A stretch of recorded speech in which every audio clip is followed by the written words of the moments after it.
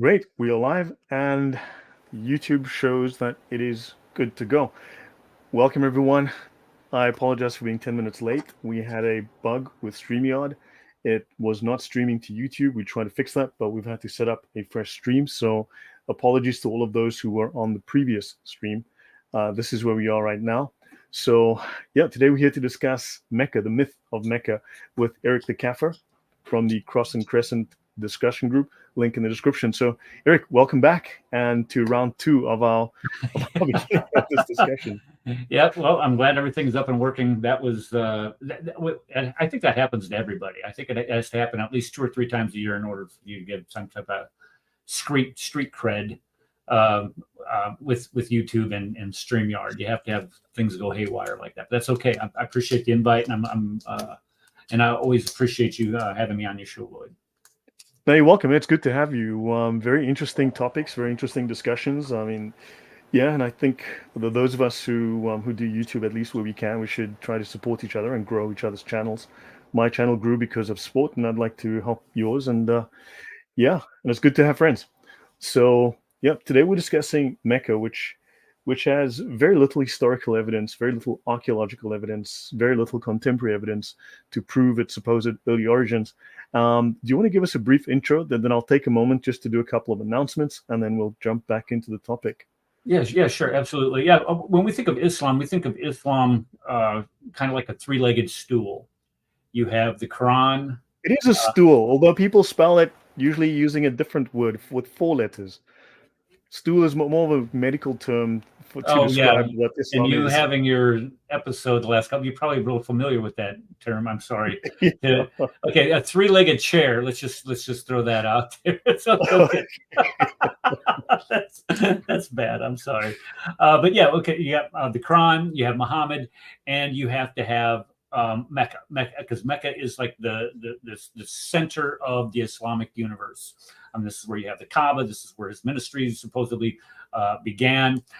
This is where they bow down towards it 5 times a day. And so if you look at Mecca, and this is what we're going to do today, we're going to look at the historicity of Mecca. Did this place exist at the time that Muhammad did? And if you remove that, if there's no evidence for the existence of Mecca at the time of Muhammad, the whole thing falls apart. The whole faith system falls apart. And I'm going to be explaining that today during your show. Excellent. Yeah. So welcome to the audience. Great to see you all. I apologize for those who were on the previous stream. We had a glitch with StreamYard. It was not streaming to YouTube, and yeah, it would just not. Yeah, just as we went live, this StreamYard simply refused to stream to YouTube. I tried to fix it, we could not, so I've had to set up a fresh stream. So I hope that any of you who've been kicked off the other stream join us here. Yeah, let me do 1 or 2 short announcements. So yeah, thanks all. I was ill. As you know, I had a cold and it affected my throat, but I did a couple of streams then, and then of course after my cold I had food poisoning. I ate something that made me very ill, and then after the food poisoning I then had a lower intestine issue, and yeah, the last couple of weeks have been anything but fun. So yeah, I was very, very ill and very weak, but that seems to have resolved itself now. I'm recovering, and so I'm back. I want to make 1 or 2 small announcements for everyone just before we go live with Eric again. Um, Tomorrow I'm having this talk with Thunderous and Francis Bull. We're going to be talking about the UK, which is turning into an Islamic powder keg. And of course, we want to look at the 2-tier policing that is going on there. And Francis and Thunderous are both residents in London. They're both British residents. They're both Brits, and of course they're well integrated. They're both from Pakistani backgrounds, and they're well integrated into Western culture. And of course they're both Christians. And I think this might be an interesting discussion where for myself as well, we're discussing what is happening and how the third world. Look, if you import the third world, you get the third world. So this is something worth discussing, the violence. And I believe, what do you think, Eric? I think that people are British natives and patriotic, integrated immigrants are frustrated or angry. The government is smearing them, And I see that there's an anger that is starting to boil over, and I see civil unrest, if not in the future, civil war, to establish who belongs in Britain, who owns Britain, who does the culture belong to, and so on. Well, I was watching a clip on Twitter today where two British gentlemen got stabbed and scuffed up by a Muslim mob. And again, this is when people march through your streets, riot through your streets, declaring their hatred for your country, it inevitably ends in a violent way. And how that's going to end up with England itself. You know, I've always thought that England itself has fallen, their culture's fallen off so much, has demoored itself from, or unmoored itself from its Christian roots, that, you know, if you ask your average Londoner or Englishmen what's more important, church or going to watch the soccer game in the afternoon, they're going to go for soccer every single time. So I think a lot of this has been kind of this steady decline after World Yeah, War this II. this whole secularist thing, but then atheists come along, who are all smarter than us, by the way, by at least 30 IQ points, as you know, Eric. I mean, you were in education, so you're aware that of the genetic intellectual superiority heritage that becoming an atheist gives you. Well, we just have to try And harder. That's all. I'm trying as hard as I can. And but atheism is actually responsible for this because it has created the vacuum. It has pushed Christianity out, and of course, it's created the moral and cultural vacuum. But I know this is not the topic, but this is tomorrow's topic. So, guys, yeah, we'll have a moment more about this. So, guys, that is tomorrow. We're on the same 7 p.m. tomorrow. And also, I want to bring up one small thing from Francis Boole. He sent me this request. This is Francis Boole, as you know, very good-looking young man right there. And so he says he's a kind. I've rephrased what he has sent me. A kind request for assistance. He says, "I hope this message finds you all in good spirits. I find myself in a bit of a predicament, and I'm reaching out to ask for your support. Unfortunately, my landlady has decided to sell the house I currently live in, which puts me in a difficult situation. So at the moment, I'm not in a position to rent through an agency due to the associated fees and charges. As you know, he lost his income, he lost his job. He was at Speaker's Corner, and he ended up discussing Aisha and Muhammad's pedophilia, and this video went viral, and it ended up with his employees, and he was unfortunately lost his job because of his outrage against the pedophilia within Islam, which he made it known, and of course his employees did not appreciate that themselves. And he says, I'm wondering if anyone might know of a spare room available for short-term let in London. I'm more than happy to contribute to the rent and builds. If you have any leads or suggestions, I would greatly appreciate your help. Please feel free to reach out to me at frankboole@gmail.com. And thank you so much for considering my request.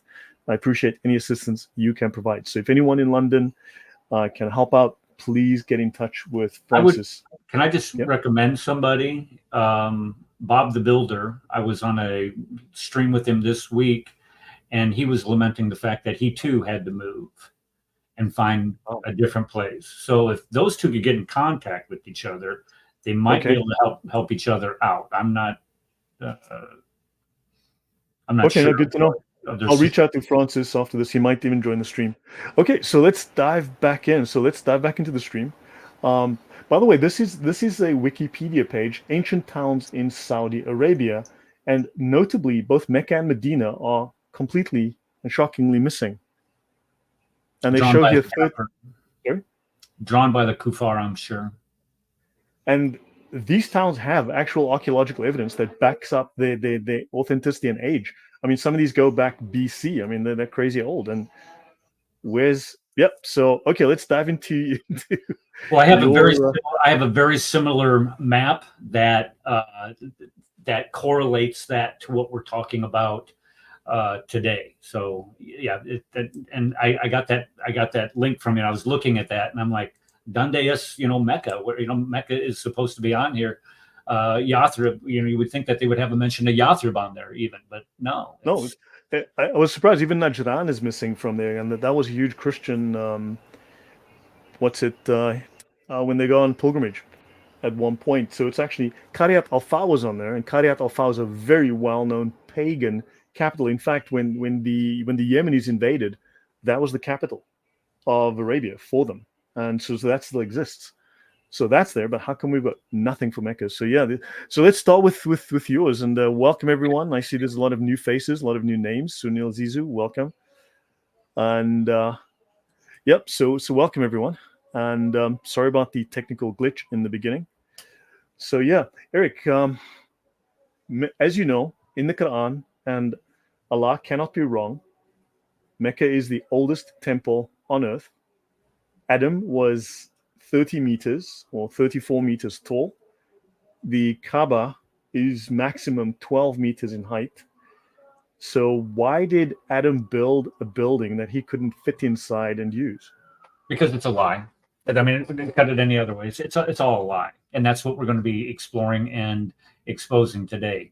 This idea that Mecca existed from the beginning of time with Adam and Eve down through the patriarchal structures that we have set forth in the Bible, to Abraham, to to all of the prophets. It is a lie. It is a made up lie, and I'm going to show you today how we know it is a made up lie. Are you saying that Muslims will make up a fib? Something Well, that is not 100% authentically, provably true? yeah, I am shocked. it's Shocked. called This is my shocked Sahih. face. It's called Sahih, Bukhari, Muslim, Abu Dawud. Bless you. I mean, that's all a lie, and those are all what we would call fabrications, made up fabrications in order to support whatever political ideology was in vogue at the time. Okay, so when we get going with this idea of Meccan mythology, and when you say that Mecca is a myth and has no historicity behind it, I mean, this comes as a shock to many people, especially Muslims. What do you mean Mecca doesn't exist? All of our hadith literature, all of the histories that we have in the Taqif, and even the Sirah literature, and even the Quran mentions Mecca once. But to say no, it mentions Bakka. I don't think it says Mecca. I think it mentions Bakka. That's an argument I've seen before. And if you get an Arabic writer and they put that little squiggly in there, that there's like a squiggly on the end of the letter, I'm showing my ignorance as far as Arabic. Yeah, no, Murad has come on, as you know, with his new Quran translation. He's looked at the original Arabic, and he told us it's Bakka. Really? And actually, oddly enough, you know what's crazy? I mean, if you go to Bakka, right, and you go back to someone asked, where does the word Mecca come from? Now we know that there was a pagan deity, the major pagan deity, the head of the pantheon of Arabia, at the time of Muhammad's birth and his youth and so on, and of his family prior to his birth. The head of the pantheon of the gods of Arabia was called Al-Makkah, right? And of course, in the Arabs call it Makkah, right? So Al-Makkah was the head of the pantheon. And Al-Makkah is also known as Shin, which is the same name as the deity of the god of the Babylonian pantheon, right? So the Yemeni / Arabian pantheon and the Babylonian pantheon were the same. They were just simply the Arabization of the Babylonian, right? So you had Al-Makkah, and then Bakka, right? Bakka was the symbol of Al-Makkah, right? The Bakka symbol. Now, Bakka is a term that is apparently taken from or borrowed from Greeks and Romans, which is the god Bacchus. And of course, we know the blue god Bacchus was recently in the non-Last Supper of the opening of the Paris Olympics. That's Bacchus. That's Bakka. So just a few thoughts I might throw up. I've never heard that one before, as far as where the name comes from. I was just referring to the idea that Muslims like to go to Psalm 84 and claim that Psalm 84 is speaking of the Valley of Mecca, not Becca. It's the Jews. No, I've got wrong. I covered it at length in my monotheism series. When you look at the history of the word going back to 800 BC and such. So a lot of this is very old. It's just recycled paganism in many cases. Obviously, it's got accretions now of Judaism and then Christianity, but it's not even Orthodox. It's heterodox, and it's Gnostic and mythical.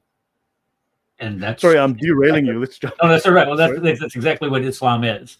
But when I started looking into this, I was because when you tell a lie and a lie this big, what do you mean that Mecca did not exist, and this, this place that 1.5, 1.82 billion Muslims bow to 5 times a day did not exist, and it's a fabrication. How can you tell a lie that big? Well, there's a lot of things that have to go into it in order to tell a lie that big. But to disprove that Mecca did not exist it's really not that hard. It's so easy that even I can do it. So one of the ways that I research things, I like to research things, is I like to go. Do you ever use AI? Do you use any AI? Extensively these days. I'm very careful with it, but I do use Sure. it very extensively now. Yeah. And I always test it out. I ask it certain questions like, what are the most hate-filled verses in the Quran? And it'll come back with a politically correct answer. Many people can misinterpret what other Quran has to say, and they can take it in several different ways, imply it different ways, and they give you all those BS answers. And they lecture you. Yeah. And right. So, but I like using Chat GGP because it can provide you some insights to several questions if you really want to go out there and search all the databases. And so what I did was I went in and I asked Chat GGP, what is their evidence? What evidence is there that Mecca existed in the 7th century? And Chat GGP comes back and says the existence of Mecca in the 7th century is supported by several lines of evidence. And it goes on to list them: historical accounts, archaeological, textual sources. And here's some key pieces of evidence. And the historical accounts all come from Quranic material. The Hadith literature. Circular reporting. That is not evidence. That is circular reporting. Right. Okay. It's circular reading. Right. I get it. And then when you get down to it, and then the trade routes are well documented, and they're not. And we're going to talk about, between the Arabian Peninsula, Africa. Okay. They talk about this, and they're not. It says the archaeological evidence of excavations uncovered structures that no, they haven't. But the pilgrimage tradition tells us that Mecca existed, and you and I are sitting and looking at this, and we're laughing. So it says it is robust. So what I did was I just picked one. I picked one area. I list the archaeological excavations conducted in Mecca that date back to the 7th century, and notice what it says. There haven't been extensive archaeological excavations conducted within the city of Mecca. Now, didn't they back here say that there was archaeological evidence? Yeah, and then it's simply paraphrasing common data. And obviously these AIs tend to have a leaning towards Islam. They try not to offend. They're not geared for truth. They're geared for political correctness. And this is the problem. You're not going to get a straight answer from any website out there on the on the internet, because they're going to be afraid to tell the truth. And when you start looking at the evidence within Mecca itself, there simply isn't any. Okay, so where do I get my information? I'm not a wizard or smart, never complained or said that I was, inferred that I was. I mostly plagiarize everybody else's material, namely Jay Smith. I took several of his classes that he teaches. The one that I get a lot of this information from, a lot of the material from the PowerPoints comes from this class, and Islam's origins. Dan Gibson's work, Nabatea, early Islamic Qiblas, Quranic geography, his most recent one, Let the Stones Speak. This guy right here is really, really good. Rafat Amari. I like his work, but some of his work is completely unsourced. So go ahead. Yeah. No, he's got some great stuff. I mean, he puts out some great work. He speaks Arabic, but there's occasionally you come across some of his work that is totally unsourced, and you're like, where did he get this? Where did he get that? What's the source? And when you read this kind of makes me nervous when I don't see that. Right. When we read his work, though, when you read his book, he lists all kinds of different writers, ancient writers, and how they went to Arabia, and everybody's like Scooby-Doo, like, this one's good. No, this one's good, but I've come across other of his work, for instance, where it's kind of just completely lacking, and then I'm loath to use it. This was good. I mean, I've looked through this in the past. But it's a good book. And then lastly, if there's a book that was written in 2018, Peter Townsend. I don't know if you read this book, but this book, I have it. I bought it. It might even be in my archive. Everyone can check. It's really good. It really is. And he unveils a lot of the the ancient civilizations in and around Mecca, and how none of them, they all fail to mention that it existed. So when you look at these are the four different sources that I'd go to, but I want to throw out a couple examples here before we get going. Because if you think that, when we look at civilizations, ancient civilizations, how do we know that they existed? What do we have to have from those places in order to determine the validity of those practices in those civilizations, the history of those civilizations? And so I want to use Italy. I lived in Italy for 4.5 years of my life. And so what I want to do is I want to throw out a couple places in Italy just to see if, you can get a feel for what I'm going to be talking about. If we talk about the city of Naples, Napoli, Bella Napoli, if you go to Naples, you got Mount Vesuvius there, you got the Amalfi Coast. It's a very famous city. You go to Milano, you got what's that? The great church, the cathedral there, the Duomo. The Duomo's there. You go to Florence, up to Trienza. I mean, this is the bed of the Renaissance and Piazza Michelangelo. And if you go to Venezia, the canals in Venice, and Pisa with the Leaning Tower, in Genoa is where we get Christopher Columbus and the great cathedral there. But when you study Italy and you go through Italy and you study all these cities and its history, and no one mentions Rome, that would be a big problem. Because if you go throughout all of Italy, people will tell you all roads lead to Rome. And if nobody mentions Rome in its history of Italy, that would be a big problem. You would say, well, wait a second, Rome is supposed to be the center of Italian history, the center of its culture, where everything emanates out from. This is the same thing with Mecca. Everything in and around there is mentioned as far as in the ancient history. We have histories of it, but you don't have a mention of Mecca. And Mecca is supposed to be the most important of all of these cities, but nobody mentions them. If you go to the Roman Empire, we have all kinds of archaeological evidence from it. From the Colosseum to subordinate Colosseums to all kinds of historians and writings on it. Egypt is the same way. You have Avaris and all these ancient cities that they've uncovered there with the pyramids and the Sphinx and all that great stuff. And we have the hieroglyphic writings all over the place. If you go into Greek culture, we have all kinds of evidence of Greek culture all scattered throughout. Where the Greek Empire was supposed to have existed. And the same thing is with the Chinese. You got all kinds of Chinese artifacts that we dig up all over the place. If you're out there in Asia, you would find these things, and you have all kinds of ancient writings from China. But let's just compare this with what we find in Islam. Now, this is what Islam teaches. This is what we have been taught, and we've been told since forever. Okay, Islam starts in 632 when it breaks out from the Hijaz and goes into North Africa, out into Persia, and that's the Rashidun period. And then you have the first major dynasty, the Umayyad dynasty, spreads all the way into the Hindu Kush, and then in the west it crosses over the Straits of Gibraltar and goes into Spain. And makes Spain an Islamic land for 700 years, and goes all the way to, we've heard, where you have what was the Eric, I just have a question. Is colonization only bad when white people do it? Only in this case. Yeah, in that case it would be. If it's coming from the other direction, it's okay. Especially if so when brown people from Arabia who colonize, invade, burn, rape, pillage, slash, and destroy it, it's okay when they do it. But they're trying to convert you to Islam. The good thing about that, yeah. That's when the police run away from you because it's okay. Yeah, because they don't want to be called Islamophobes. This is. Man, I'm learning so much here. This is just who knew?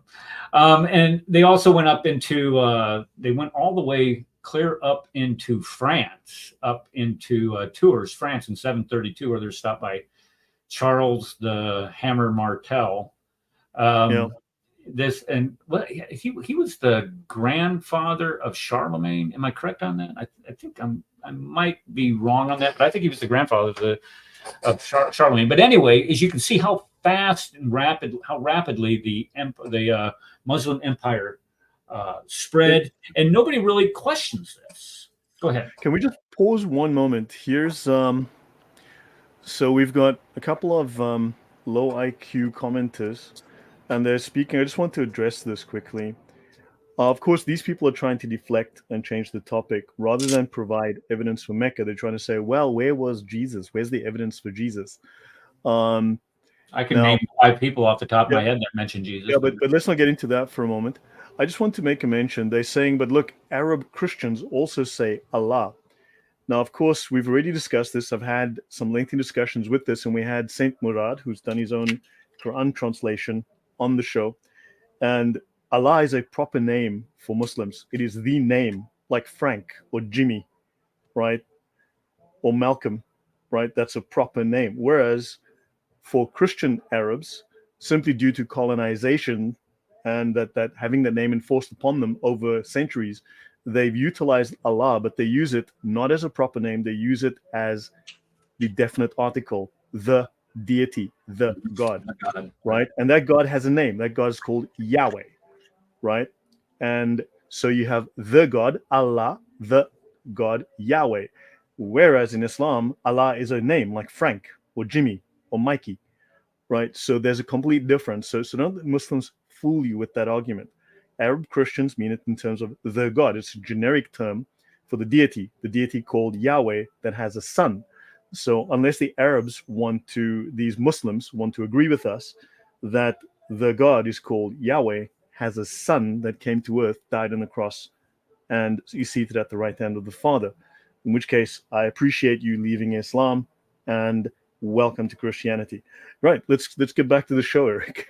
Yeah, unless you want to add a couple of comments there. Let me throw out something here real quick. I know if a lot of people are interested, you can email me at ericthecafer@gmail.com. Instead of trying to take notes or whatever from what I'm throwing out here, I will send you this PowerPoint free of charge, so you can have the notes also.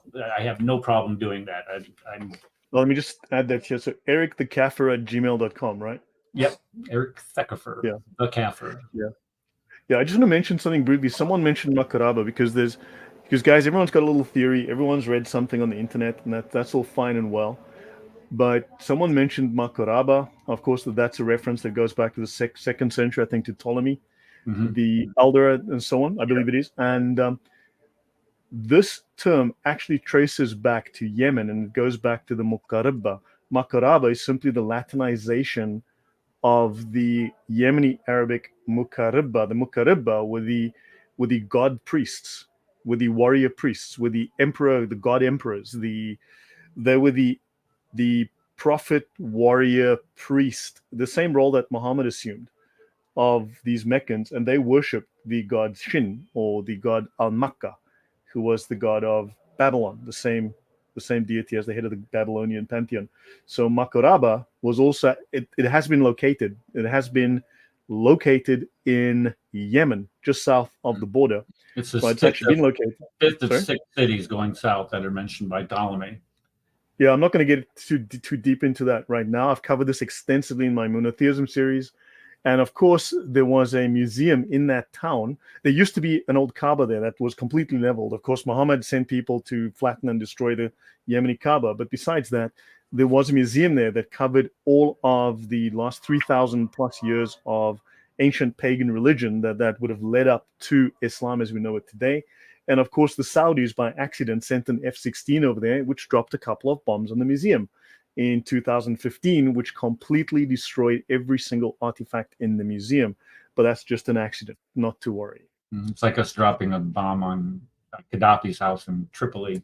Oops, sorry. Yeah, they just randomly went to this village in Yemen and just dropped the bomb on it. Yeah, just on the museum.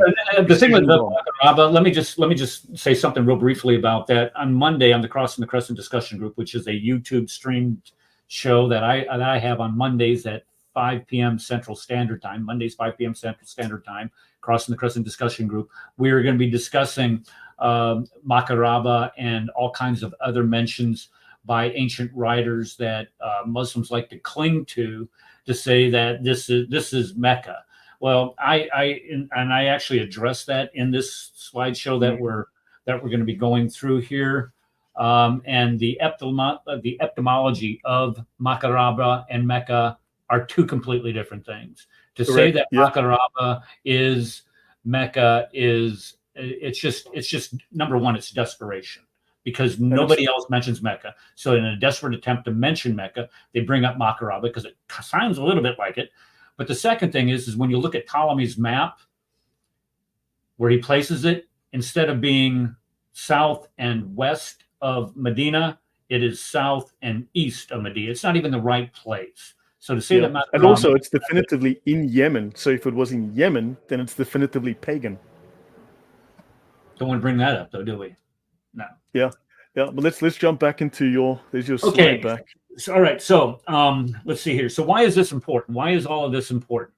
And I say this because Islam cannot compare to these other civilizations. There's no evidence. Let me say this again. There is no evidence outside of your Islamic sources that established the existence of Mecca in the 7th century. There is no evidence for this. The second thing is that when we start talking about archaeological evidence for the existence of Mecca, there is no evidence for it at all, let alone Islamic. There's no manuscript evidence. Nobody mentions Mecca in any writings prior to the 7th century. There's no corroborating evidence within the Quran that demonstrates that Mecca is the place that is being described within the Quranic literature. And also, I would also say that the Hadith literature and also the Sirah literature provide descriptions of what Mecca is that do not apply. And then lastly, there's no cartological evidence. Mecca is not found anywhere on any maps in the 7th century or prior to that. So the bottom line is Islam has no foundation, historical foundation. I didn't read that. What did that last one just say, Lloyd? Muslims don't listen. And I know that, and it is sad. It is sad because their eternal salvation is all contingent upon this. Now, when we look at why this is important, because Mecca, according to the Quran, number one, is where Adam and we were just talking about this beginning of the show. This is where Adam and Eve, according to Quran 238, were cast down from heaven to. Remember, the Garden of Eden was in heaven, not on earth, according to the Quran. This is where Abraham and Ishmael rebuilt the Kaaba. And of course, scholars have missed the fact that Abraham was in, and despite the fact that we have rabbinical writings, libraries full of rabbinical writings covering Abraham and his life, nobody mentions that Abraham went to a place called Mecca or that far south in Arabia at all. Well, don't forget, according to Islam, Adam built the Kaaba, and then Abraham and Ishmael built the Kaaba, and then Muhammad built the Kaaba. Or Muhammad rebuilt the Kaaba after Abraham had rebuilt the Kaaba, after they built the Kaaba, after the Kaaba was built for Allah only, but it had now 360 idols in it, but it was only for Allah. What? So what? And if it was a smaller scale too, because we mentioned how big Adam was. And Adam was 30 meters tall, and the Kaaba is at maximum roof height 12 meters. So maybe it was a little toilet that Adam built for himself. Get into that. Maybe it was a little potty that he made. I don't know. None of it makes sense. There is zero archaeological evidence for the Kaaba as we know it today to have been built in that period. Okay, but the bottom line is that Mecca plays a central role in the faith of Islam. No Mecca, there's no Islamic mythology. Well, that's what we call it, Mecca mythology. The mother of all cities, called the mother of all cities. It's this place where you had all of these, as we mentioned, all these pagan religions existed. This is where Muhammad began his prophethood. This is the place where all kinds of prophets, hundreds of prophets, are buried there. This is where 1.8 billion people bow towards 5 times a day. This is where you are required to make a pilgrimage to at least once in your lifetime if you're Muslim. So the reason I bring all this up, this Mecca plays an essential, pivotal role, foundational role in Islam. It's like that three-legged stool / chair. If you take that one leg out, the whole thing comes crawling down or falling down. That's what we're going to do today. Now, you juxtapose that against biblical history. Nobody doubts that Jerusalem, the history of Jerusalem, can date clear back into the 11th century BC. Nobody doubts that the writings of the Jewish scribes in their describing of land features in and around Jerusalem. Nobody doubts the locations that are mentioned in the Bible. For example, Sennacherib in Sargon in Nineveh. I've been there. I got pictures of Sennacherib's castle, or what's left of it anyway, from when I was in Iraq. And I'm standing next to these statues of Sargon with the winged bodies of a bull, and they got the face of a man.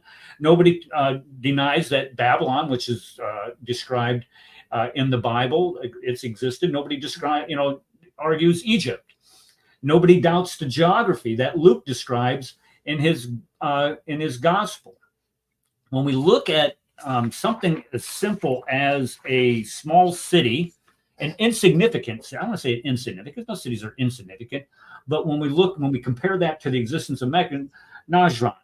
When we look at Najran is in right here. So the border between Yemen and Saudi, yeah. Oh, yeah. It's not a very big town. It was supposed to be on this trade route that existed from the southern tip of Arabia all the way up along the Red Sea and up the Gulf of Aqaba. But when we look at Najran, you compare this. It's 400 miles from Mecca. This city sits on layers of archaeological evidence and artifacts demonstrating its antiquity. It's listed by outside explorers like Strabo. Went down there when he was writing the chronicles for Gallus, his army as they went southward. It's listed in other documents as on a trade route and on maps. And we even have records of a local bishop who was martyred there. Thank you very much, Sheikh Biardi. Sorry. Yeah, but also Strabo was part of, he went with Gallus. I covered that in depth some time back. I don't have the notes in front of me right now, but he was part of an expedition, and that expedition was shipwrecked, and they had to walk significant distance along the coast to Yemen, and they never, in his history, he spent a year with them, he never mentions Mecca. They never went past. They never went past Yathrib. They don't mention these places. They never existed. And when you're foraging for food and you're trying to feed an army, you're looking everywhere and you're shaking down everybody for information to find where the next meal is going to come from. And the same thing holds true. I'll get into that, but the same thing holds true for other armies when they're going to go out recruiting into gazetteers.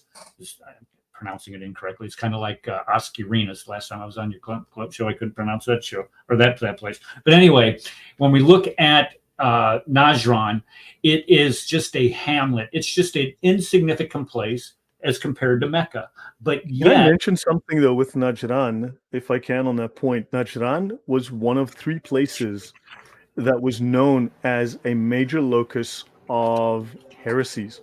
Because once all the heretics were kicked out of the Roman Empire, as the Roman Empire became Christianized, they ended up in Alexandria, they ended up in Haran, just over the Turkish border from Syria, and they ended up in Najran. And Najran actually had a name. It was called Arabia Heresium Ferax, or Arabia, the bearer of heresies, or Arabia, the mother of heresies. So Najran was a major pilgrimage site, but also it was a major location where heretics, Gnostics with fake copies of Matthew or fake copies of Mark were also disputing with the Christians, and they caused massive confusion with massive theological battles. There was huge infighting there with these guys trying to push their unorthodox, heterodox versions of Christianity versus proper Orthodox Christianity. So Najran wasn't that minor. Yeah? Sorry? I'm sorry, this is probably where Muhammad picked a lot of his ideas up from. Because the further you got out from the Roman Empire, and in the 7th century anyway, you could control the closer in you get to it, the more control you have over the orthodoxy of what's being taught. The further you get out, and this is why you mentioned that Najran is where you found a lot of the Gnostics. This is where you find a lot of those people who have heretical or possessed heretical views. I'm just bringing this up on Najran. It has here American Theological Inquiry, and I just need to find. So, and I'm just going to bring up the PDF itself. We just open it.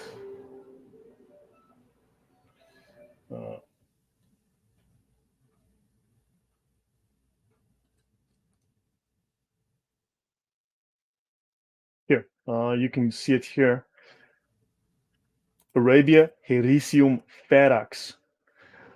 This is by Darren Slade, and it's Arabia, bearer of heresies and schismatic Christianity's potential influence on Muhammad and the Quran. This is a fascinating read. It's in my archive if anyone wants to have a look. In fact, I've been meaning for some time to do an exploration of Christianity in Arabia pre-Muhammad, because there's a lot of evidence, and people will deny that they were Christians, but there's a lot. And this is a lot of focus on Najran. So yeah, so back to you, Eric. Okay, and Najran, and the reason why I brought up Najran, I didn't want to bring up the heresies that maybe Muhammad drew from there. That's not the reason why I brought it up.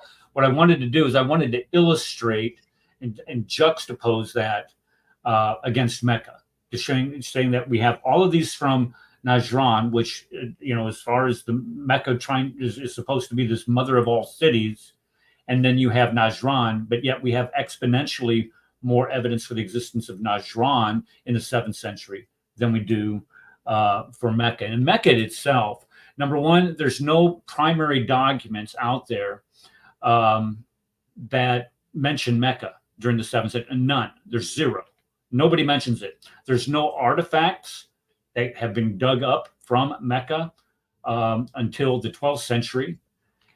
There's no archaeological evidence, or the archaeological evidence that did exist or might have existed has all been destroyed. And I'm going to show you that here in just a little bit. We know for a fact they've been bombing it. So. Yeah, they bulldozed it and then cemented over it is what they've done. Yeah. And when you look at the evidence for the civilizations that are around Mecca, we have significant amounts of evidence for them to the north, to the east, and to the south, and even to the west. If you go across the Red Sea, we have significant evidence, archaeological evidence, supporting the existence of those civilizations, those cities, those towns, but yet we don't have anything for Mecca. So when we look at what we do have for Mecca, the information that we have for it are all derived from Islamic sources, and that there's secondary and tertiary oral sources that we get them from. Now, when we look at the evidence for Mecca, it comes from the Quran. And when I write the Quran dates clear back to the 5th century, a lot of people are like, what are you talking about? Well, look at the carbon-14 dating on the Sana manuscript, and you'll see exactly what I'm talking about there.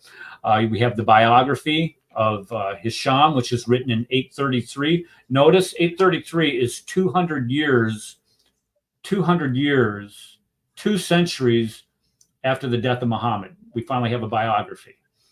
And then when you look at the Hadith literature, look at the Hadith literature. And keep in mind, the Hadith literature is developed during the Abbasid Empire, which is based in Baghdad. And you never guess who the Muslims in Baghdad had a lot of close contact with. The Jews. And what do the Jews have? The Jews had the Talmudic traditions. So the Muslims, in order to achieve some type of parity with the Jews there, they start coming up with this Hadith literature. And Bukhari is written 38 years after the death of Muhammad. Sahih Muslim, 240 years. Al-Nasi, that's clear up into the 10th century, for crying out loud. Abu Dawud, there you have, that's 250 years. Tirmidhi, 250 years. And Ibn Majah, again, 250 years. So when we look at the Hadith literature describing Islam, describing Mecca, and all of who of these guys are in Mecca? Who of these writers are in Mecca itself? Even in the same country? Yeah, none of them are. Yeah, you're right. They're absolutely right. None of these guys are in Mecca. They're not from that area, and they don't have in close contact or proximity to people from that. And we get I mean, this lie of these isnads that are supposed to provide these accurate chains of transmission to these narrations. But the funny thing is, here's the funny thing is, I didn't say that right. Here's the funny thing: these exact quotations from Muhammad and descriptions in the later hadith tend to get longer than the initial ones. So how can you be saying that, well, he said exactly this, but it gets longer here, gets longer here, and gets longer? it adds detail as you go forward in time, which means that they are exaggerating. They're adding information on top, which has no basis in the earlier sources. Absolutely. And then, of course, as Karin mentioned, with the extant copies of Ishaq, Isham, and all the others, I mean, there are no extant copies of the Sirat Rasulullah. There are, I mean, the original source, the original sources no longer exist. There were like 4 or 5 original authors that no longer exist. And then, of course, you have, I think, was it Hisham that comes along? His original manuscript does not exist. And then Ishaq comes along, writes this thing, and then there are 2 versions of his material. So we've got literally no original sources, and he comes hundreds of years later, and then you've got 2 contradictory versions of his story. And he had to even select amongst contradictory versions. So he picked what he thought was the best of multiple contradictory narrations. And he edited it too. I mean, he edited out amidst editing out the bad parts. So when you look at the extant copies of the Hadith literature, that is 4 centuries. Those don't. The first copies don't come until 4 centuries after Muhammad. So when Muslims start complaining about, well, you don't have anything that for the Gospels, they don't have the original Gospels. Shut up! You don't have anything even close in your Hadith literature. It's sick. When it's not sick. It's hypocritical. Purely hypocritical. When they start singing that tune. Okay, so when we look at Qurans and the traditions within this literature, it describes something that's completely different than what we find in Mecca itself. So when we look at the Hadith, we look at the Quran, when we look at the Sirah literature, it's not describing Mecca. It's describing someplace else. It's because Mecca is supposed to be the place of the Prophet. When you look at Hisham in the Sirah, and also in Bukhari, it talks about Mecca being in a valley and having a parallel valley next to it. Mecca does not have a parallel valley. Safa and Marwa, where Hagar evidently ran in between, had shrines that set on top of them. They're nothing but big rocks. They're not mountains. I have a question about that. Mecca is the world's oldest city. Mecca has existed since the time of Adam. Mm-hmm. Mecca was a thriving city, the mother of all cities, that's been around since prehistoric times. Hagar walks there over 1,000 kilometers through burning desert, empty desert, from Jerusalem or whatever, from Israel, all the way down. She walks to this location with a little 10-year-old boy, 8-year-old boy, for thousands of kilometers, taking weeks or months. She gets there. She's looking for a place of water, which is literally in the middle of the world's oldest, most established, prosperous, thriving city. How did she run around from hill to hill looking for water when she was in the middle of a city, a thriving city? I got pictures for that. How can that be? But if Mecca's the oldest city, where was it when she was there? It's 21 meters away from the Kaaba. The Zamzam. Exactly. It's stupid. So where was the Kaaba then? If the Kaaba was built and people were going there and this is the world's oldest temple, and people were going there for worship, for pilgrimages, why did she not find any people there? Why was it empty? Only, see, this Allah knows best. That's the only thing I tell you. It makes absolutely no sense when you look at where Safa and Marwa are located, where the Zamzam well is supposed to be located, and where the Kaaba is located. This story makes zero sense. It's like Abraham, open the back door and tell Hagar to come on back into the house and quit running around like a fool out there in the middle of nowhere because the water's right here. I mean, it makes no sense. Yeah. And Um, did Abraham build the Kaaba or did he rebuild? Because it depends which source you read. So if he built it, then it wasn't there. Then Mecca wasn't there. And if he rebuilt it, then it was there. But there was a city there. But why did Hagar see nothing? Why was it just empty desert sand? The story is completely it's just stupid. and this is what Muslims are not going to, they're not going to admit to it. They will not admit the fallacy and the absurdity of that. And when we look at other things about Mecca itself, it's supposed to have a stream that runs through it. It's supposed to have fields where you grow crops and stuff. It's supposed to have trees. It's supposed to have grass. It's supposed to have fruit. This clay and loam is supposed to be tillable soil. It doesn't have that. It's supposed to have grapes, grain, and pomegranates that grow in it. All these things are mentioned in the Hadith literature, and in the Quran itself. It's supposed to have olive trees, according to the Quran. Olive trees. It's supposed to have mountains that overlook the Kaaba. And this is supposed to where you have pagans, the mushrikun. And the mushrikun was supposed to have raised livestock, because one of the complaints against them is they would clip the ears of their cattle. Well, you can't have cattle in Mecca. And the reason why is Mecca is in a desert. When we look at these different locations, let me turn my page here, make sure I'm. Corolla 97 says that the sin seems to have some holes in it.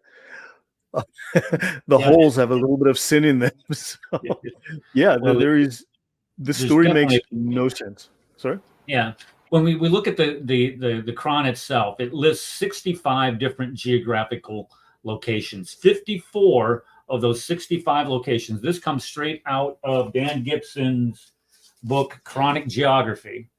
If you do not have this book, I would highly recommend that you get that book, Quranic Geography by Dan Gibson. And he explains that these different places that are listed, these geographical places, 54 of the 65 are up in the northern part of Arabia, not where Mecca is supposed to be. It only mentions 9 different places. And I just paused a second. Thank you very much, Corolla 97, for that. Much appreciated. Yeah, although I can add to that, Eric, though, that besides Petra, and I know Dan Gibson has a strong association with Petra, right. But when you look at the language of the Quran, there's only a handful of these Northern Arabian Petran words as part of its lexicon. Whereas if you look at Southern Arabia, there's a significantly more than 10 times larger usage of Southern Arabian words in the Quran. So which means there's a much larger impact in terms of influence from Southern Arabia. And there's another location that also matches these Quranic descriptions. So you have Petra in the north, but the other location is Yemen. Yemen also matches those descriptions. So it could well be Yemen. And there's lots of early influences to Islam in Yemen that haven't been very well explored because everyone's chasing after the northern thesis exclusively. And Dan Gibson does a good job of that, but he was just pointing out where these civilizations that are mentioned in the Quran existed, where we know that they existed. And I would want to point out the most obvious out of all of this is none of them are close to Mecca. And how can you have daily interaction with people groups that are hundreds and hundreds of miles away from the city? It mentions people of Talmud 24 times, and that the dwellings in the mountains. It mentions the Midianites 7 times. So when we look at all of these different places that it mentions, 54 of the 65 different places that are mentioned, or when they refers to geographical locations, are nowhere near Mecca. So how can you say that Mecca is in southern Arabia when it's talking about having a daily interaction with those people to the north? They're 600 miles off. Also, when we look at the later, I mentioned this before, the later hadiths are much more detailed. When they talk about Safa and Marwa, or they're talking about being able to watch battles that go on in Mecca, the clearest mountains are over a mile away. When we talk about Safa and Marwa themselves, They're supposed to have a valley between them. They don't. They're big rocks, and I got pictures of this that I'm going to show here in just in a minute. Ishaq, when we look at Ibn Ishaq, he describes the Kaaba as having trees, that they had to have a clearing project. And if you look at Mecca, there's no way that you can grow trees. And a lot I of haven't been in Muhammad Mecca, but I've been around Mecca. I've been in the vicinity. I had to do some security work out there, and it's, yeah, let's just say it's not exactly a lush paradise. 4.3 inches of rainfall a year. 4.3. You're in a desert. Move. That's what you Right. need.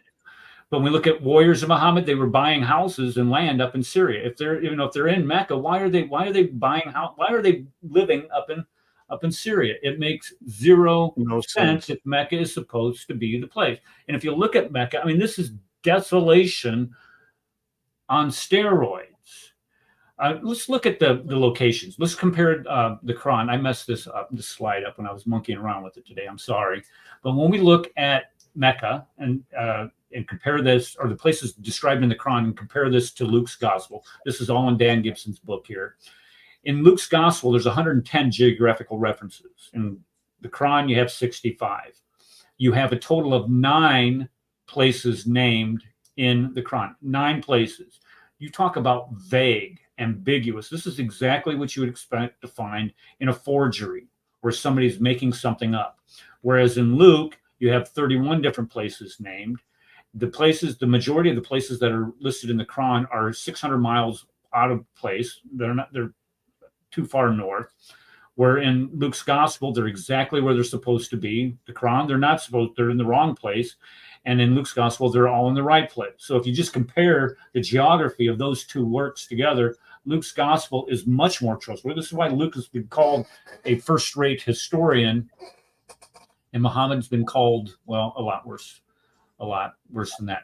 Now, the Zoroastrian influence on Islam, and I do this simply because I want to get to this Zywak tree, or this Zywak brush, because when we look at how Zoroastrians, their culture influenced Islam, the punishment for apostasy in Zoroastrianism is stoning. You find the same thing in Islam. You have to you have this hadith that's invented to put back into the Quran this stoning, saying that the goat ate it. Was it Khadijah's goat or somebody's goat ate the Quran?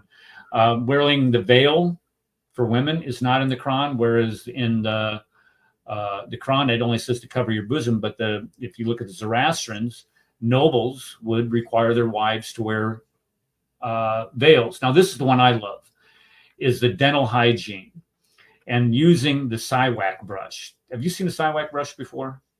Have you heard of See this what? thing? Yeah. I've tasted there's, it's a herb, I think, a plant, the leaf, and they use it for toothpaste. But that I have not. Okay, that's interesting. It's like a toothbrush, and you just sit there and monkey around with, it gets your teeth cleaned, and Oh my golly. your local dentist would absolutely love you for this. And Muhammad is said to use these things all the time. So if you watch a lot of American Muslims, I can't remember what the guy's name from. He was from Southern Florida University, but he's in this meeting and he's just going to town with this Zywak brush. But look where these things come from. This is the Zywak tree. Do you think that tree is going to grow in Mecca? No. No. Just pause one moment. So thank you very much, Napoleon Laguerre. Much appreciated.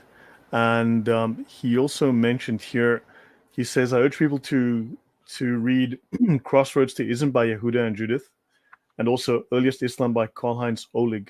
Yeah, I know Ohlig is one of the best scholars of Islam, and he's very well respected. So might be a source worth looking at.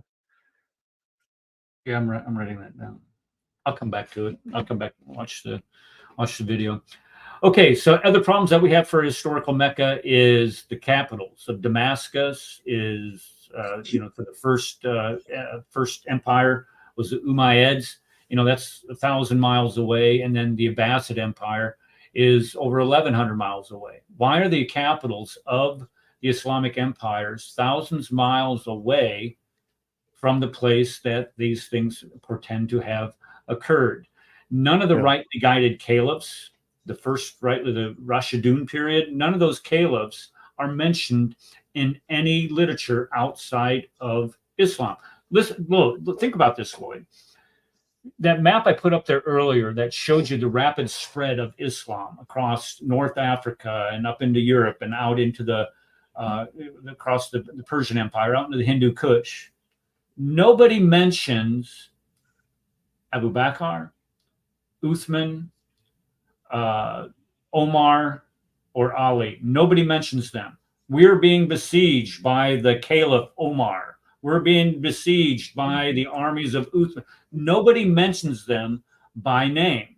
The first one to get mentioned by name was the fifth caliph. I can't remember the guy's name off the top of my head, but he's the first one that gets mentioned outside of Islamic literature. Don't you think somebody would have written that down somewhere? Because Muhammad was illiterate and therefore it wasn't written because he couldn't write. They're following his sunnah. Very good. Okay. Yeah. And none of and because they were a wealthy empire, none of the many scribes that he hired and paid for thought to write it down. And because they were the greatest, most technologically advanced civilization with the golden age of science, they weren't able to write at the time. I'm not buying it. Sorry. It's good. I'll give you an A for effort. Thank you. The Qurayshi tribe, the Quraysh, the tribe of Muhammad, is not mentioned anywhere outside of Islamic literature. And when we think of, you were talking about this, when we think of Mecca, it's supposed to be a city that's 4,000 years old. If it didn't, in fact, exist at the time of Abraham. Nobody in all of that time ever mentions Mecca, and Abraham was supposed to be there. When we think of what the Saudis are doing to Mecca before, and we just alluded to this, when we look at Mecca today, they're building over everything. You have this fourth highest building, this clock tower that they're building there. It's absolutely huge. And if you look at all of the buildings that are going on in and around where the Kaaba sits, the Masjid al-Haram, they're digging it up. They're destroying it. Why would you want to destroy the evidence for your faith? Because there is also. Go ahead. The Saudi Antiquities Authority does not allow archaeology. They don't allow anyone to dig in that area. I mean, for instance, this here is the Kaaba. Then you've got this little golden water spout here to allow water from the roof to drain. And then this little half moon is called the Hatam. It's a wall. It's a low wall that surrounds this section here, right? This is the Hatam. And of course, Ishmael and his mother Hagar are buried here within a couple of meters, within about 2 meters of this wall. Hagar and Ishmael's bodies are buried. Now, how about a Muslim just produces? In fact, here's this picture. It says this little red arrow here. Let me just bring this up. Open image in new tab. Let's just bring that in. So right here inside the Hatam, in this small section, is where Ishmael and Hagar are buried. Can we see some evidence? Don't forget, there's between 70 and 300 Muslim prophets. Now we're talking biblical prophets, right? You're talking Noah, Abraham, Adam. So between 70 and 300 prophets are buried within meters of the Kaaba. Have they produced a single skeleton, a single body, a single definitive ancient skeleton with any kind of evidence? No. The reason why they haven't provided any is because there isn't any. That's the answer right there. This is their theology. They make this claim. This is supposedly 300 prophets, up to 300 prophets are buried in that space around this Kaaba where these people are standing. Where are the gravestones? Where are the graves? Where are the bodies? Where are the skeletons? Adam is 30 meters tall. I want to see the skeleton. I want Muslims to provide the evidence. If Hagar and Ishmael's I want to see 3,000-year-old skeletons come out of that spot. That would be fair, right? In fact, it would be 3,600 years old. Those skeletons, I want to see them. I wouldn't wait or hold your breath. It's just not going to happen. You're not going to get it. And the reason why is the whole premise of this slideshow is to show you that Mecca did not exist, and all of this So can we challenge them to provide us evidence? I want solid, incontrovertible evidence. Muslims make the claim. I say you're lying. Prove me wrong. Yeah. Anyway, go back. No, it's quite all right. So when we look at Mecca being known by the civilizations, the empires around it, somebody would have mentioned it. That somebody had to have mentioned it. When we look at the Assyrian Empire, and you look at, as I mentioned before, it mentions people that we have proven their existence. It talks about Sargon II, talks about Sennacherib, the Babylonian Empire with Nabonidus. We have. Oh, hold on. We've got a real genius here. Why would you dig up bodies of prophets? Go play, demon. Yeah. Bring us the evidence that they're there. Bring us a ground penetrating radar scan. Bring us a sample of anything. If you have the evidence. That floor that they walk around is an elevated floor. A lot of people, and I have a picture. I'll show you here in a couple of minutes when we look at the Zamzam well. It's elevated. They're like 5, 6, 7 feet off the ground. That floor that they walk around on. The Roman Empire, we have evidence from, like we mentioned before, Strabo, Pliny the Younger, Ptolemy. We have evidence from, what I got mentioned here,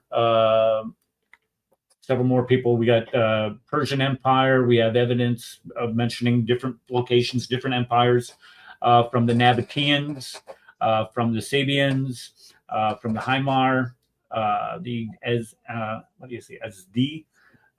people, the Kindas. I mean, all of these people, we have writings from all of these different people groups, these different empires, these different civilizations. None of them mentions Mecca anywhere. None of them. When we look at these other cities that are in and around Mecca, we have all kinds of people mentioning them. You look at Najran that we talked about earlier. We have Sana is mentioned, Petra is mentioned, Maghrib is mentioned. All of them are mentioned, and these places are, we don't want to say they're insignificant, but when we talk about in relationship to the mother of all cities, you would think that they would have a lot more evidence for Mecca. Yeah. Just pause a moment. What do you think of Magic Stick's answer here? His evidence for us. Evidence is Pharaoh Ramses' preserved body as prophesied.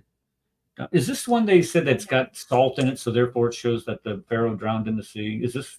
I have no idea, but this is the evidence for Mecca. This is the evidence for the up to between 70 and 300 prophets buried at Mecca, next to the Kaaba. That's the evidence. We know Pharaoh Ramses existed. We actually maybe have a body, I guess. Where's his body? In Egypt, or is it in Mecca? We'd like to see a Meccan body. Do you think that could be forthcoming? Dummy. You dummy. How did you not see that?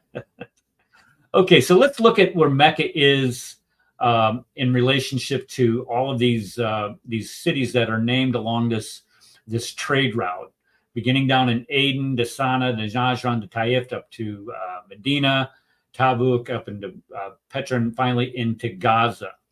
Now, look at where Mecca is. This sits up on a plateau. You have a plateau here.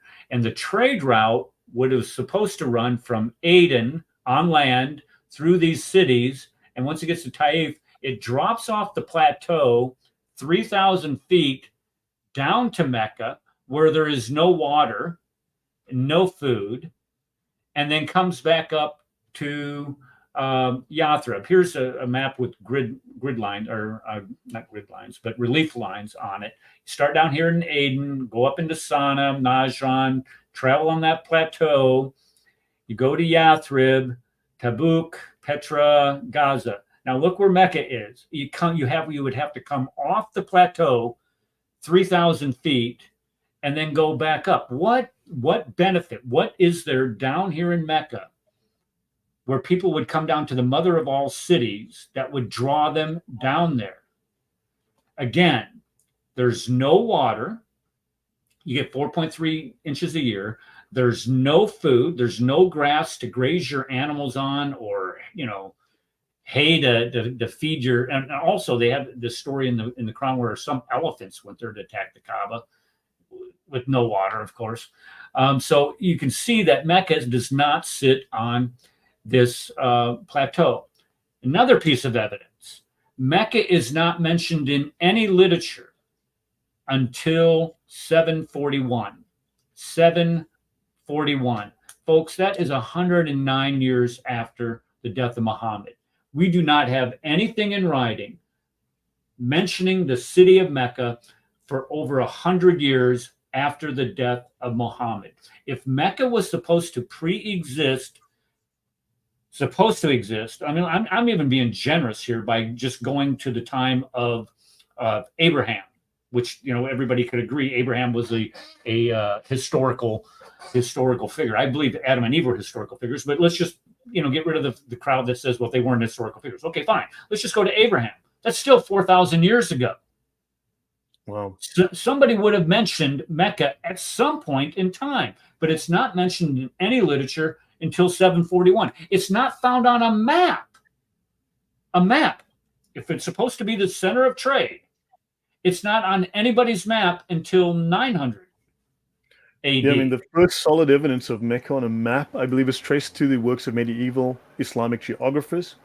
And one of the most significant references is that you have the Book of Roads and Kingdoms, the Kitab al-Masalik wa al-Mamalik, written by Ibn al-Walid in the 9th century. So that's around 850. That's around 850. That's one of the references I have. I haven't fully checked this. And then you have an influential map that includes Mecca from Al-Idrisi, the 12th century. That's the 1100s. That's his work. Late. I want to go to the first one, the one that you mentioned before. It says this one typically around 850. Let me write that down. What's it called? Book of Roads. Yeah, let me send you this now, and I'll send you what I have. I'll send you this in Skype. Okay, because my understanding was that it's not on any map until 900 AD. So yeah, I need to check exactly the source, but this is in my database. So because I've also been doing my own notes and things.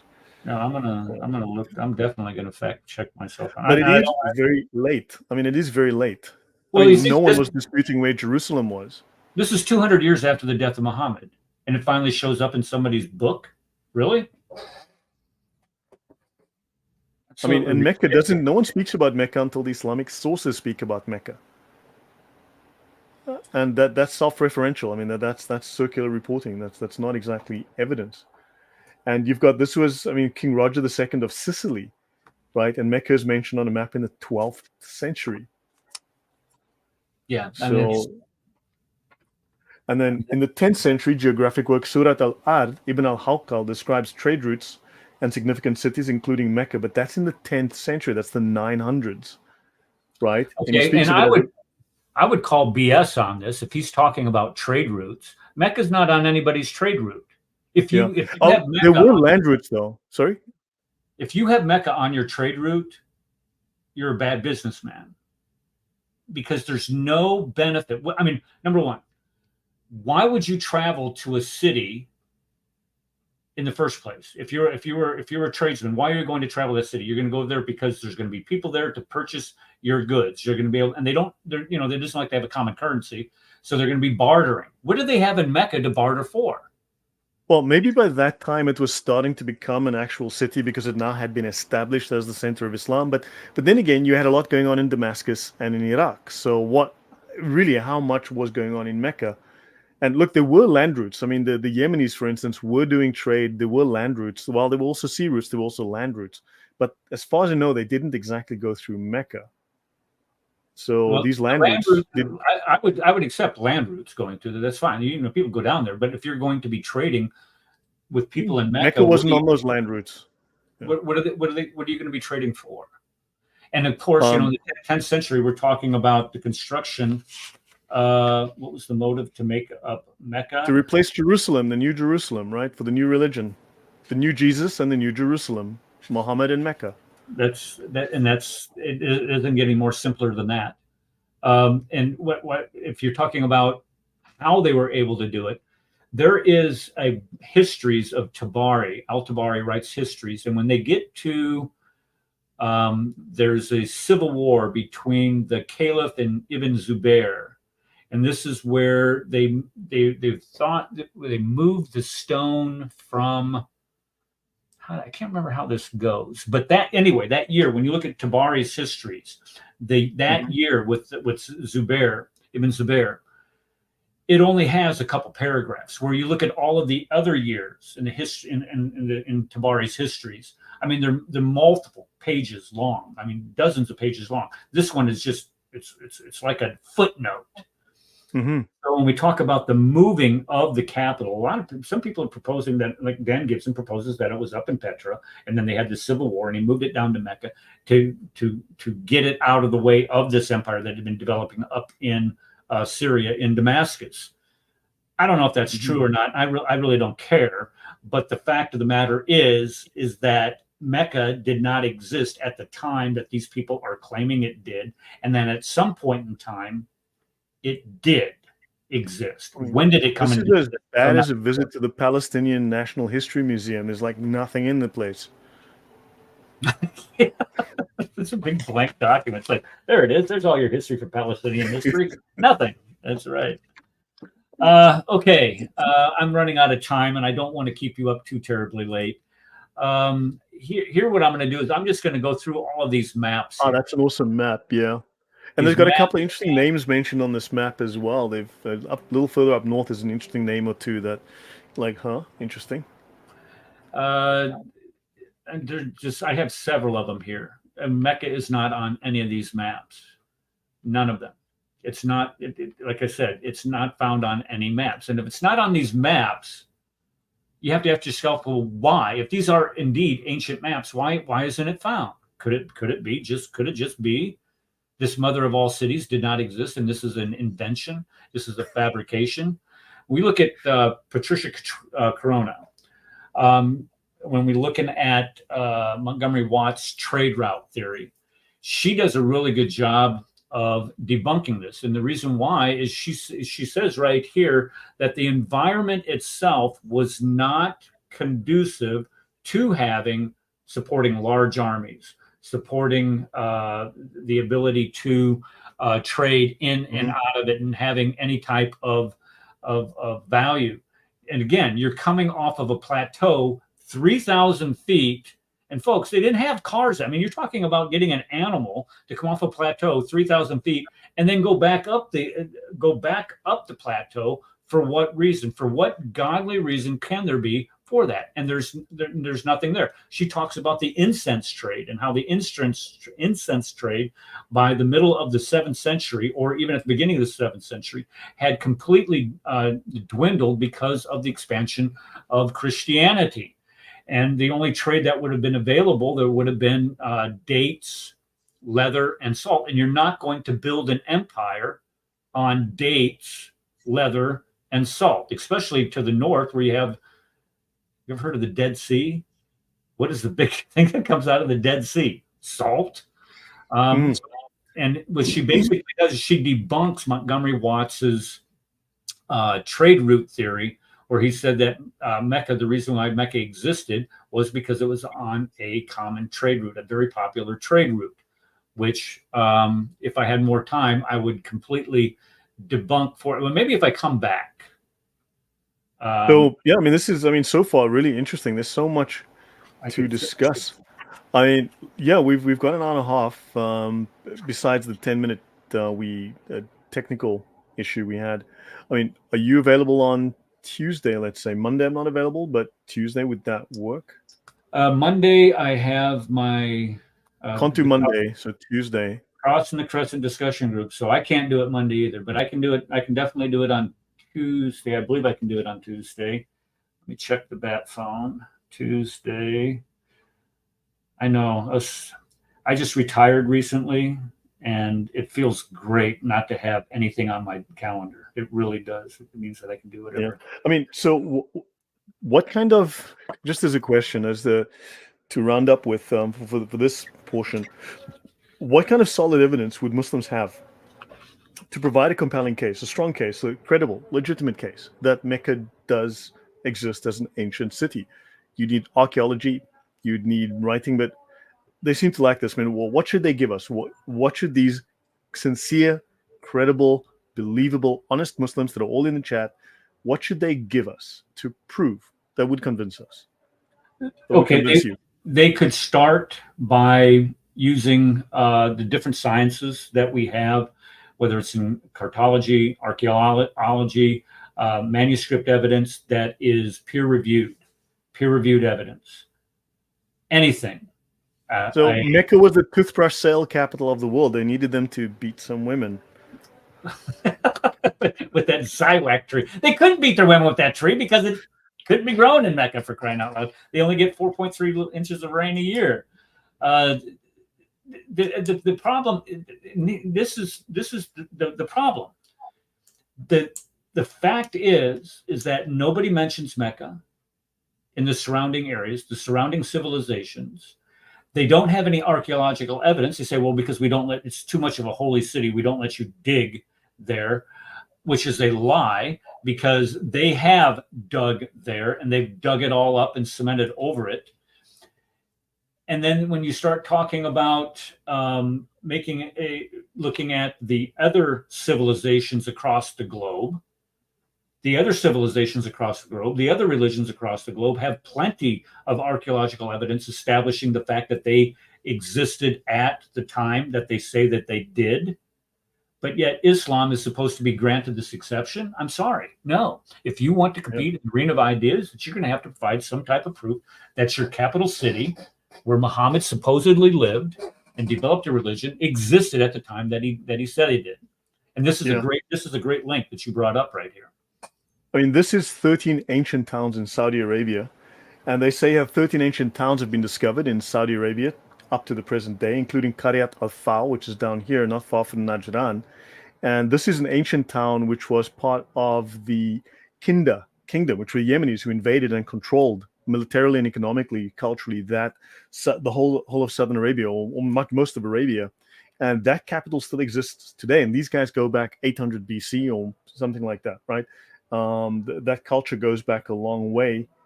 And it says here that the Saudi government has established a Saudi Commission for Tourism and Antiquities, which is responsible for the preservation of these cities. Now, why are Mecca and Yathrib, Medina, missing here? They're totally missing. I mean, they're just gone.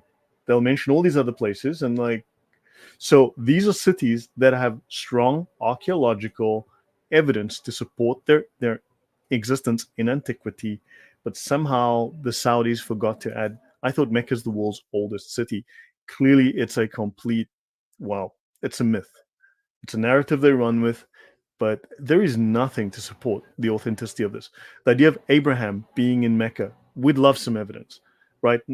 Hagar walking all the way from Israel all the way down there on her own with a 10-year-old kid.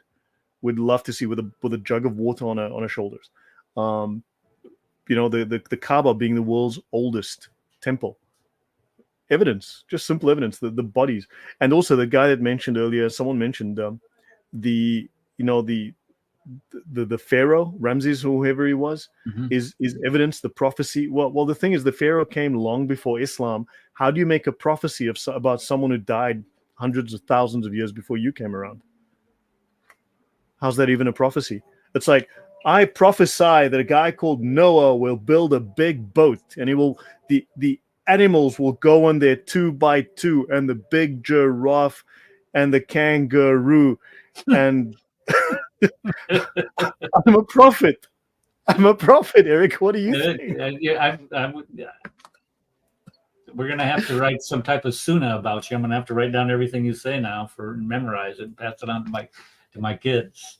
There's going to be a flood, and it's going to be a flood, and Noah will build a boat, and the animals will go on 2 by 2, right?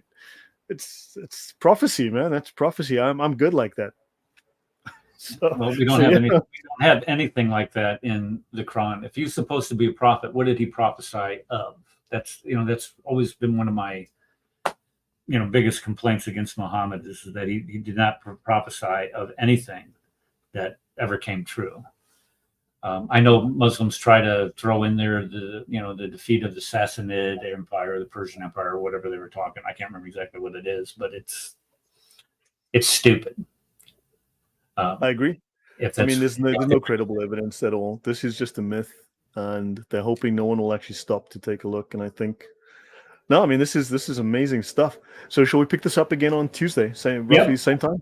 Yep, I just made a note here of where we're leaving off, and I promise you, I'm going to get to all of these points that I had mentioned earlier, especially with the Zamzam well, and how ridiculous the story is of Hagar going in between two mountains, and you're going to see exactly how ridiculous it is when they try to redact. And this is what I think they've done: is they've tried to redact what they find in the Quran and what they find in some of the Hadith literature back onto this city, and it just doesn't fit. It's like trying to put a square inside of a circle. You just can't. You cannot square the circle, or you can't circle the square. You know what I'm talking about. Yeah, You yeah, can't man. do it. It doesn't fit. Now this is amazing stuff. I mean, this I'm sure we can actually dig deeper into some of these topics. Like there were a few things that I've added that I mean, just wow. I mean, there's just no evidence for this place, and scholars need to perhaps be more upfront about the doubts regarding Mecca. I mean, we have no reason to believe this is anything other than myth, but it's certainly not history. And when we look at what we do have from historical sources, again, I haven't even brought these. This is what I'm going to talk about on the show on Monday, is what the historical sources do say and what locations do they mention. And I promise you, like I kept saying earlier throughout the entire show, there's no evidence. Nobody has ever mentioned Mecca anywhere. And all of these historical sources that we do go to in order to develop our understanding of history and civilizations, none of Yeah, them went or talk about Mecca. As a matter of fact, what they do say about that area is that it's uninhabitable. That's what they do say. So if there's a consensus about it, is the uninhabitability of that area. I've been to Poland before. Did I ever tell you that? I went to Poland. I went to Poland oh no, when? when I was stationed in Italy. I took my children to a concentration camp on vacation. We went to Auschwitz, and we went to what was the name of that city? It's where Schindler's List was supposed to have taken place. Krakow. Yeah. Yeah, Krakow. There we go. Krakow. Krakow. I went to the factory, but it was closed on that day. There was some event, so the museum was shut. All There's right. still a wall. There's two walls that still exist around that ghetto, and one of the walls that we went to had this marble plaque that says this is dedicated to the Jews of Krakow, Poland during the World War II or whatever. And then it says something else, but somebody had taken a cinder block and shattered the thing onto the ground. I picked it up and put it in my backpack, and I brought it home, and I had pieced all the pieces together, and I have it out in my garage. Wow. And I took it to the guy he ran the bookstore. They called it Noah's Ark, and that's the only reason why I found it is because of this Jew that operated this bookstore, and who gave me directions to go out and find all these things. And I took it back to him, and he's like, well, I'll tell the city to make a new one. And I go, what do you want me to do with this? He goes, I'll throw it away for you if you want me to. I said, no, I'll throw it away. I got this. So I put it on the plane and I took it back to Italy. Oh, wow. And put it together. It's really cool. Nice. Yeah. So Owen, hold on. He dropped a message earlier. So Owen, yeah, if you do get here, let me know. And then also, I spoke with someone. I won't mention your name, but by email, I did email you. I've mailed you twice. I haven't heard back. There was someone else who was in Warsaw and wanted to meet up. So yeah, I have emailed you. Check your spam folder. And Yeah. Monologic says he found a cell phone and it belonged to a Muslim. 95% of the contacts were called Muhammad. So guys, yeah, let's call it a night. Thank you very much, Eric. This has been really enlightening. I think the audience loved it. It's been enlightening for me, certainly. So yeah, we'll see you on Tuesday, same time, 8 p.m. my time. That's 6 p.m., 2 p.m. yours, right? 1 p.m. 1 p.m. So it's 1 2 p.m. p.m. Right. Eastern Standard, 1 p.m. Central, and 8 p.m. Europe Central Time, and 7 p.m. UK time. So, guys, thank you. We'll see you guys in a couple of days. And yeah, it's been great for the 200 plus 213 people that we hear. Yeah, guys, God bless. And I shall see you again tomorrow evening with our discussion on the UK. Is the UK bound for civil unrest and civil war? Because it certainly looks like a powder keg. So thanks, guys. Thanks, you, Corolla. Thanks, Corolla. Great to see you again, Little Domain. Yeah, of course. And yeah, guys, thank you. Dragon, of course, great to see you. So all till tomorrow and then again on Tuesday. Have a wonderful night. God bless. Dragon's a warrior too, by the way. I love that lady. Yeah, yeah. Yeah, no, Nicodemus, thank you. See you all, guys. See you guys all soon. Take care. Good night. God bless.